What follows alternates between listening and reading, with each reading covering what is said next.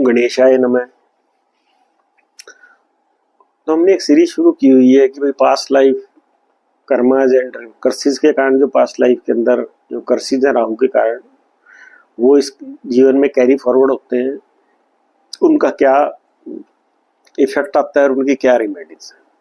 तो राहु कार्मिक प्लेनेट है जो पिछले जन्म के जो हमारे बैड कर्मा के इफेक्ट्स हैं उसको कैरी फॉरवर्ड करता है। ये जिस प्लेनेट के साथ बैठता है उससे रिलेटेड ही हम उसको एनालाइज कर सकते हैं भाई किस बैड कर्मा के कारण ये है, और उनकी फिर रेमेडीज बताई जा रही हैं जो कि आपको इसके मैलेफिक इफेक्ट के अंदर ठीक करने में मदद मिलेगी।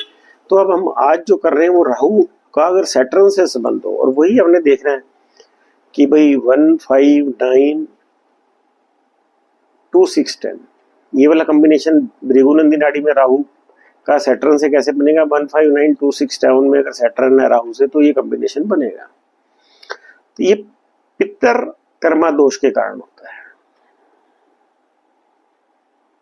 ये होता है भाई राहु और सैटर्न अगर इकट्ठे हैं तो इसका मतलब है कि हमने जो रिचुअल्स थे डेड फादर या मदर के प्रीवियस लाइफ में उनको निग्लेक्ट किया है, तो ये कॉम्बिनेशन बनता है। व्यक्ति ने अपने एल्डर ब्रदर को या फादर के ब्रदर को पास्ट लाइफ में चीट किया होता है, उसके कारण ये कॉम्बिनेशन बनता है। ये कॉम्बिनेशन लिम्स में, प्रोफेशन में दिक्कत देता है। बहुत मेहनत करने के बाद भी बेनिफिट नहीं मिलते। Cancer, swine flu, corona virus जैसी डिसीज हो जाती है व्यक्ति इनकी जल्दी पकड़ में आ जाता है। इसको हम कैसे एरेडिकेट कर सकते हैं? पिंडदान के द्वारा, रुद्राभिषेक के द्वारा, लॉर्ड शिवा का रुद्राभिषेक टू लॉर्ड शिवा, महामृत्युंजय मंत्र के द्वारा, ब्राह्मणों को भोजन और उनको कैश देके, चांदी की कौ को ब्राह्मणों को डोनेट करके, बूढ़े लोगों की सेवा करके, या काली देवी तंत्रा जो है उसको इनिशिएट करके हम माँ कामाख्या के वहां जाके 10 महाविद्याओं में से किसी पर वहां पे इसका हवन और पूजा कराने से भी इसके जो दोष हैं वो वार्ड ऑफ होते हैं। डोनेट चप्पल और शूज टू दी वर्कर्स और पुअर और the beggars. Visit lord Shiva temple daily. Wear black और ब्लू क्लॉथ्स। डोनेट ब्लैक और blue clothes to the Brahmins. Respect elder and serve old people.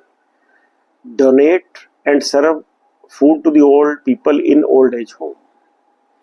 तो हमने कि अगर अपने रिचुअल्स जो है मदर फादर के, तभी कहते हैं भाई हमें प्रॉपर उनकी गति करानी चाहिए आत्मा की। तो जो लोग इनको ध्यान नहीं देते और इनको निगलेक्ट कर देते हैं तो फिर ये राहु सैटर्न का कॉम्बिनेशन बन जाता है। सैटर्न प्रोफेशन है तो उनको प्रोफेशन के अंदर दिखते आती हैं, ये बीमारियां भी देता है सैटर्न, तो ये फिर कैंसर इस तरह की बीमारियां भी दे देता है। तो हमें फिर इनके सबसे पहले तो हमें इनके जो पिंडदान कराना चाहिए सबसे पहले, तो जो सबसे इम्पोर्टेंट चीज है।